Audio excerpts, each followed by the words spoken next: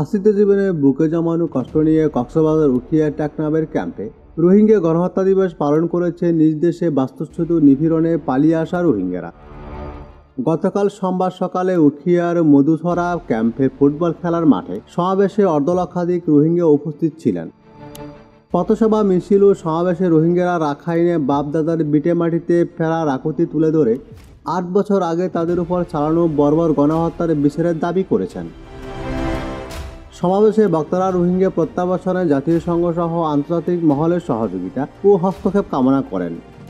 তারা বলেন, রোহিঙ্গারা নিজ দেশে গিয়ে সুরক্ষা সহায় সম্পত্তি ফেরত চায়, তবে রাখাইনে ফিরে যাবার আগে সেখানে স্থিতিশীল অবস্থা জরুরি, নতুবা রোহিঙ্গাদের বারবার একই সংকটে পড়তে হবে।